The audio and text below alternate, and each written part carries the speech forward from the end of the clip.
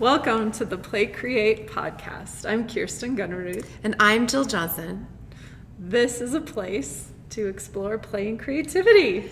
It is, and this is where we come together and we play and create forward, which means that we give momentum to our ideas and our thoughts that have been kind of keeping us up every night. Yeah, in every aspect of life, work, parenting, you name it, there's no place we won't go and explore. And when it gets down to it, we just want to have fun. So I always say the same thing. We are so excited, because we are always so excited, to have Shannon Doleac of Primal Peak with us today. And Shannon is just an amazing human being. She is the person you want to guide you through nutrition, but even more than that, I think through life, just with your point of view and the context that you put food in and all those kinds of things. And so we are so excited to have you today.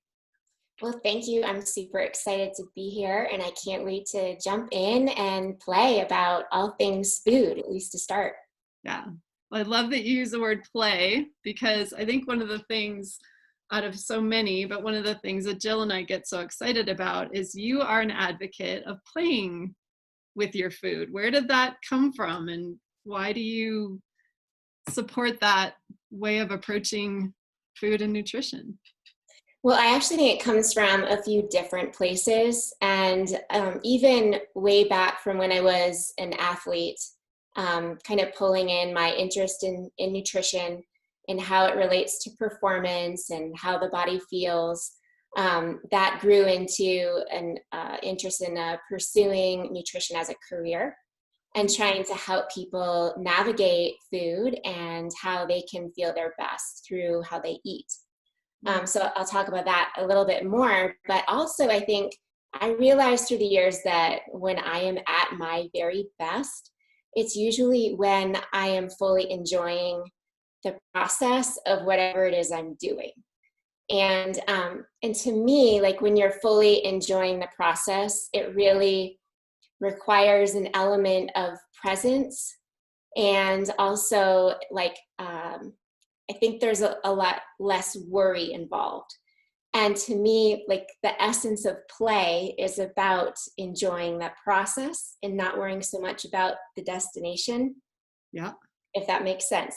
So when I apply that to food, then I think it just opens up a new world of really being present and really, jumping into food in terms of all the senses, in terms of what it's providing for our body, and how we can really appreciate it rather than be fearful of it.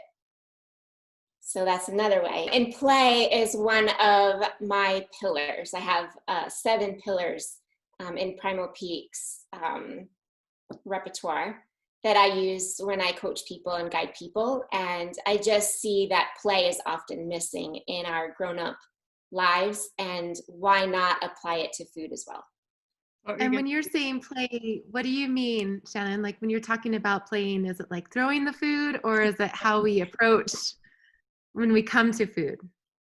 I think it could mean a whole lot of things. I think that playing to me mostly means really being open and really being curious about food.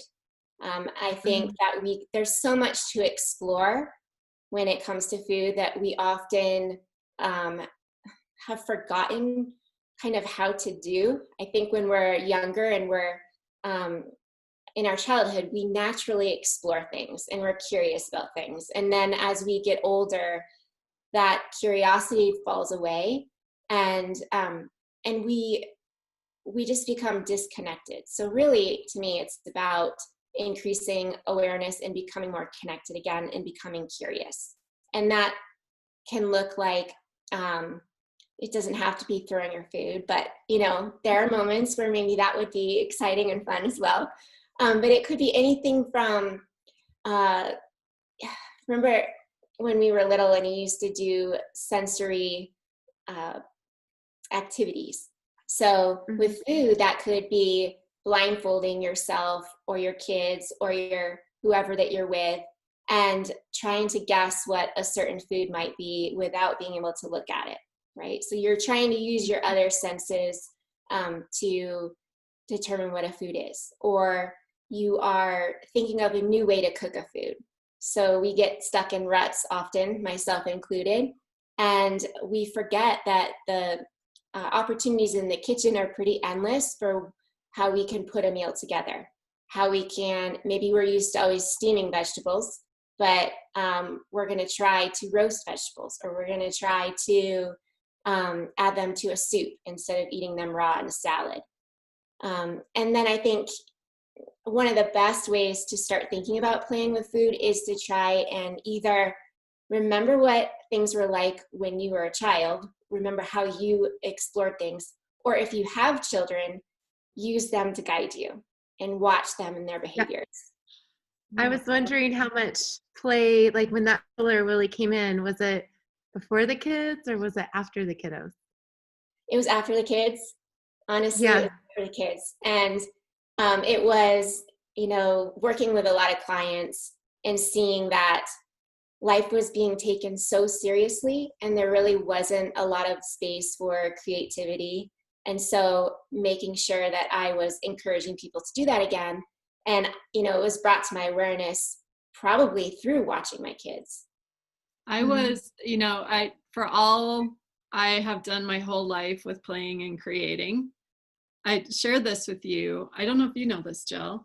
I used to love to cook, loved it. And then I ended up with a guy who's just not that into food. And then we had kids and life got crazy, and chicken nuggets and easy things out of the fridge that were quick and easy became kind of the way to go. And even though that wasn't in my plan or intention ever, like I was going to be the mom who always, it was none of that. And I got to the place where if I was asked to even bring something, or if I had to think about having people over for a meal, I would go into complete panic because I completely lost my confidence, my trust, my ability, not my actual ability, but my belief that I was able to make anything that was going to be any good. And the gift of this COVID time has been that I have found all these interesting ways to play with what's in the fridge and what's in the pantry, and I have not messed up a thing. And I haven't had a recipe. I've just played with it and kind of gone, oh, this and this and this might be good together. And it has been an absolute blast.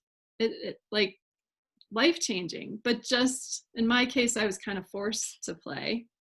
But that invitation of just stepping into it again has been such a gift.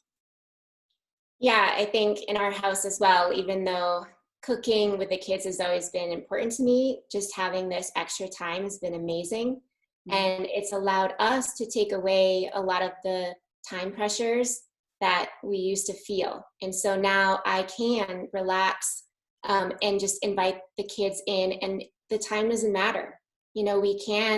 We have the opportunity to try new things, and it gives me more patience just knowing that I don't have to watch the clock.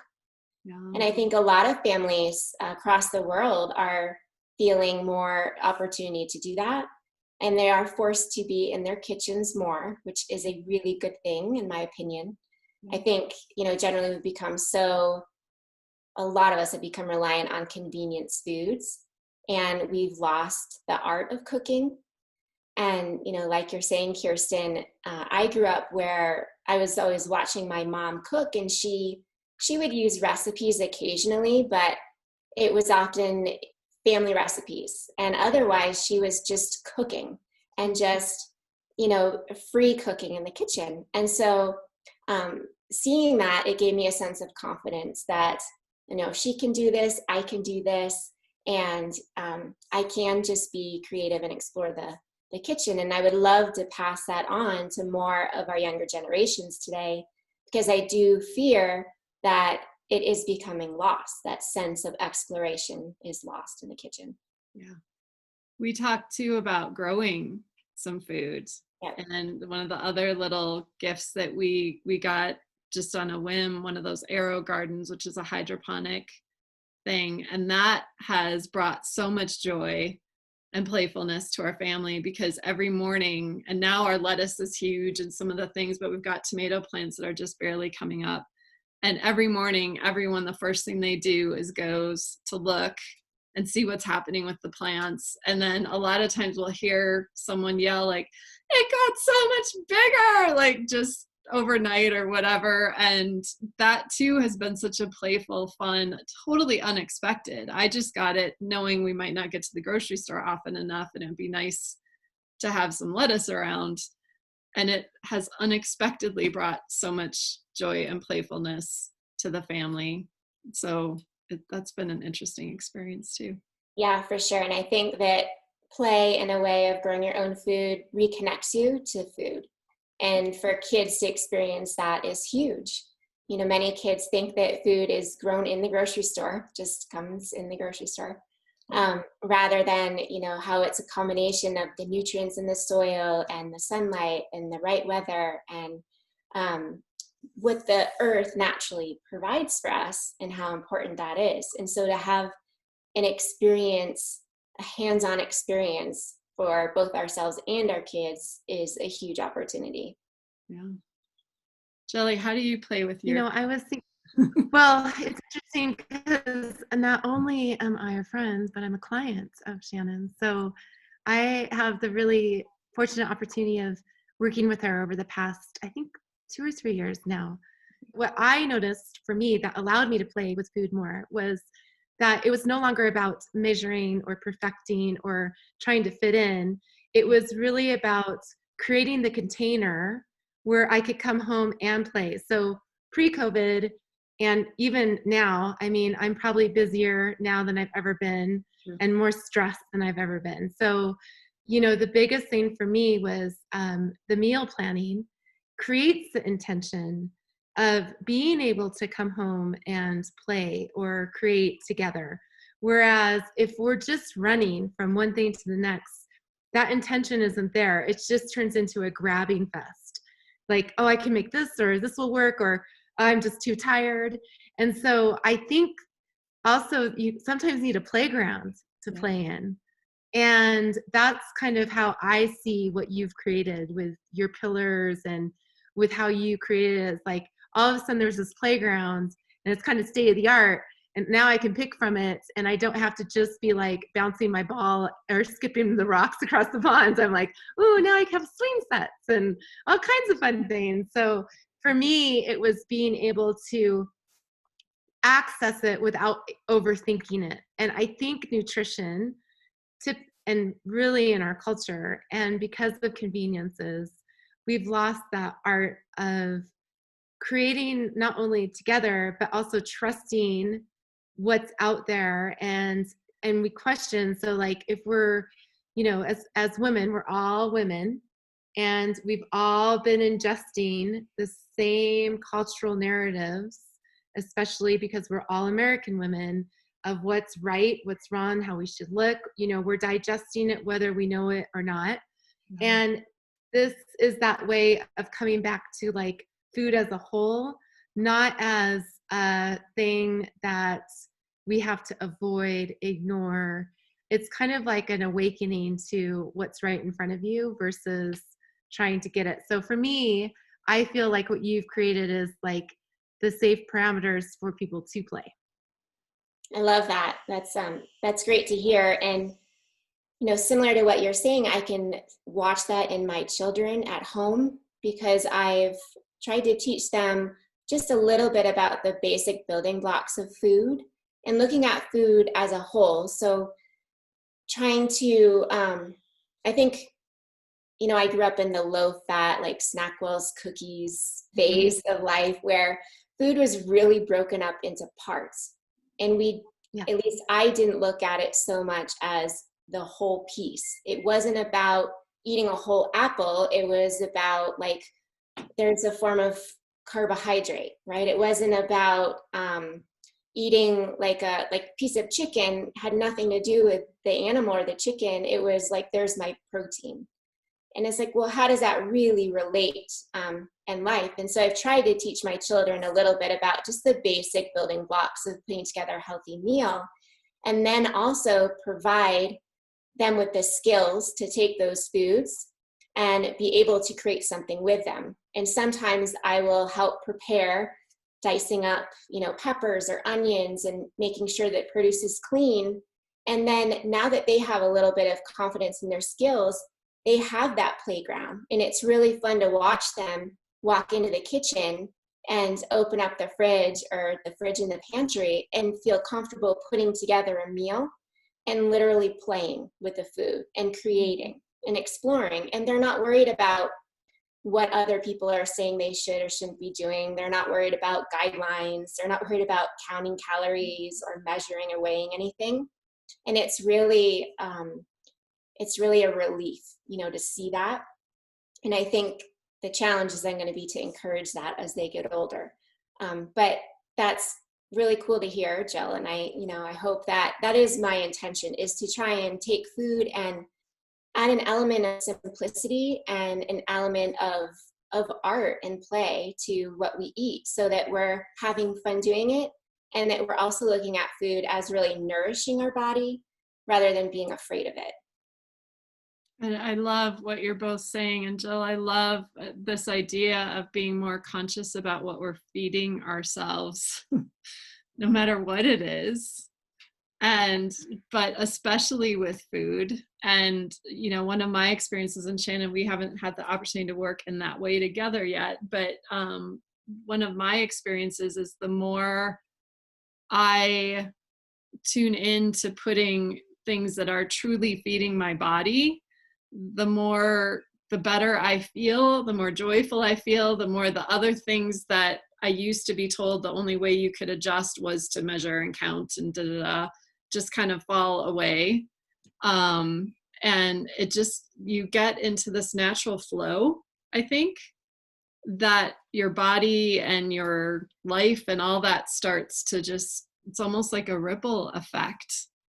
And so it's a great place, for me, it was a great place to start and see how that then impacted a whole lot of other things. I was just thinking about the emotional aspect, and that's what we talk about a lot, Shannon and I have, because there's no way that it's just what you're eating. And there's so many other components, like the metaphor of what we're feeding ourselves, whether it's through stress or TV or media or whatever, like it's all connected. And so what I love about Shannon is that you're taking this like, okay, well, let's look at the whole body and let's just start with let's just get you eating again. And then we can go from there, because it's not prescriptive. And I think sometimes that's hard for people, because I think they want like I always say with a lot of clients, like if I had the magic pill, I'd be given out for free on the corner. So I think that's something I'm curious about when you're getting lots of clients coming in, how it's really hard sometimes, what are you facing with what they have bringing to the table, and fears, I think. Yeah, actually, I had that thought process when I was a young gymnast. I wanted someone to tell me exactly what to eat. This is exactly what you should have for breakfast, lunch, and dinner to be your best and feel your best. And it's just not out there. The prescription, that simple answer isn't out there.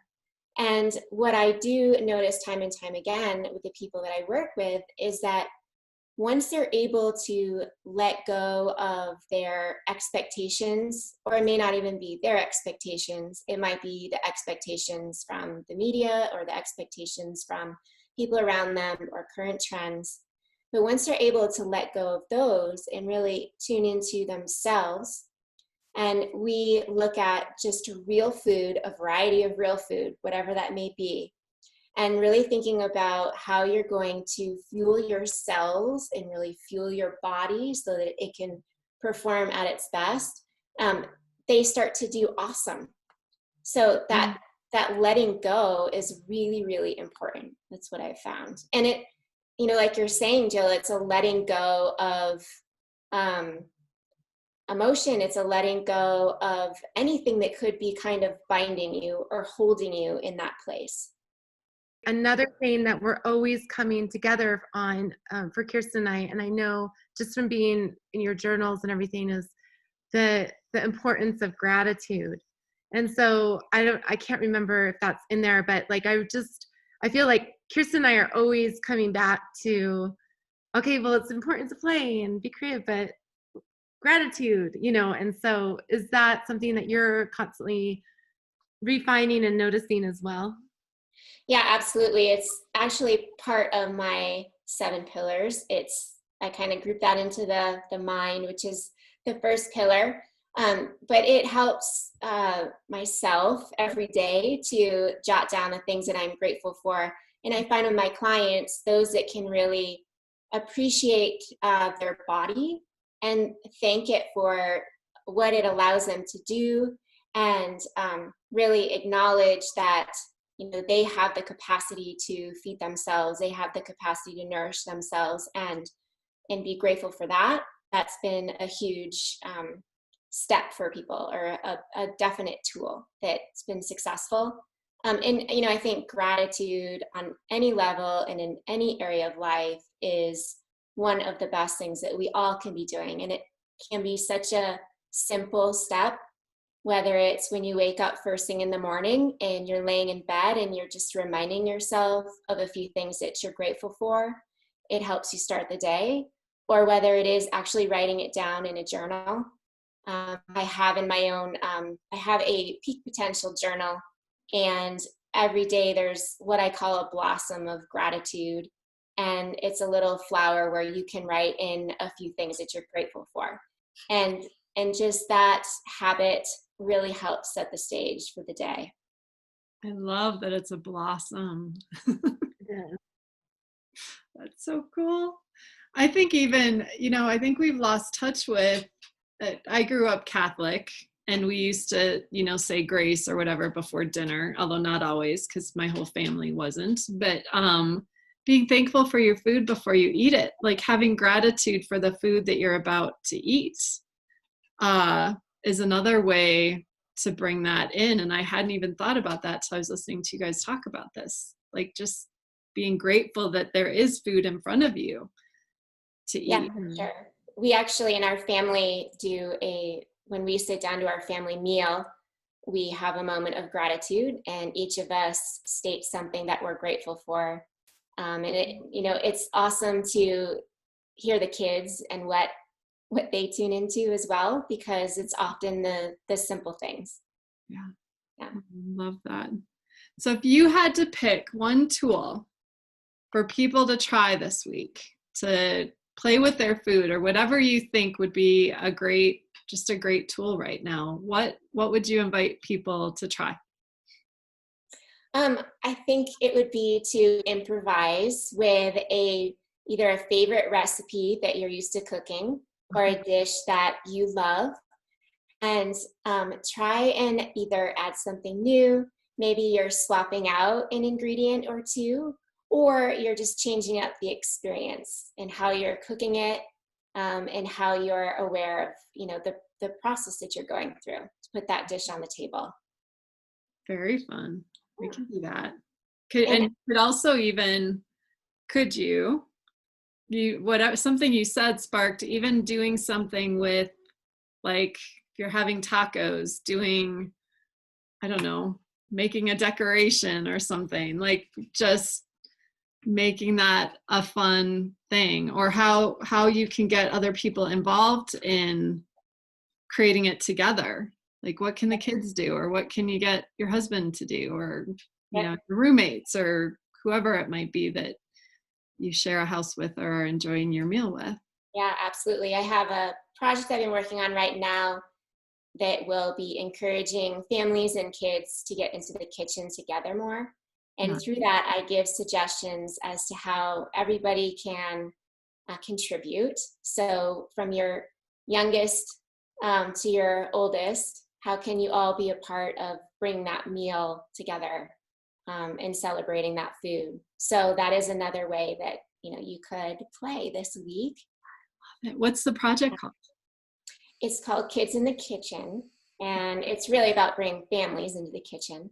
And it's going to start out as an ebook and really talk about the why at the beginning, and then it leaves with recipes in categories, so breakfast, lunch, snack, and dinner, that show, so each recipe is almost 3 in and of itself. So it's showing a pattern for how you can, say, for example, make a chili using different ingredients. So it's actually encouraging play by combining different flavors and different ingredients to make a meal, and hopefully giving kids some confidence when they leave the house that they can put together, a plethora of meals on their own. So, Oh my gosh, that's so fun. yeah. Well, Shannon, how can our listeners find you? Where can they go to connect with you and see all the amazing things that you're putting out in the world? My website is primalpeak.com. That's PEAK. And, you can see recent articles that I've written or new recipes that I'm posting there. And then I also have a 4 weeks of real food program that is in there that helps to just guide people through tuning into their own bodies and finding what works for them, trying to establish a healthy relationship with food. And then social media, my handle is Primal Peak. So Instagram and Facebook. Nice. Awesome. Thank you. I'm a big fan of the 4 weeks. Jill, I remember when you did this, and I didn't know Shannon at the time, although Shannon and I met in through a different thing shortly after, but you were so excited, and it was life-changing. Is that fair to say? I mean, you were so excited about it, and you were excited about how the kids were getting excited about it, and it was such a beautiful thing to just hear little bits and pieces of, because it just sounded so amazing. And I know a lot of people who've worked with other nutritionists and people who do this kind of work. I've never seen that kind of joy and excitement to jump into the process before. I mean, I do run on a little bit of excited, but that my kids call it the book. I'll be making a list every week. She's like, should we look at the book? And so we always are pulling recipes. And I think they also knew it was a way for us to all come together. All of a sudden they knew that we were going to be gathering and there would be no stress and it would all be right there. So I think it also became a little island for them as well. And they just knew it was our connecting point. So it was just, it's still amazing. So. Shannon, you're doing such important work, and it's so awesome what you're bringing to the world. So thank you so much for sharing it with us and our listeners. And we'll have more that people can listen to this week, other little bits. So I just want to invite everyone to look for that this week, to get more of your wisdom and joy and all the awesome things that you have to share. Well, thank you. Thank you so much for this opportunity to connect and, share and hopefully encourage some people to get out and play. Thank you. If you like this podcast, don't forget to subscribe. And definitely share it with all your friends. Heck yeah, we can all use more play and creativity in our lives. Yes, especially with our friends. Yes. Check us out on social media. We're at Rocket Trike Studios. We'd love to have you join us there.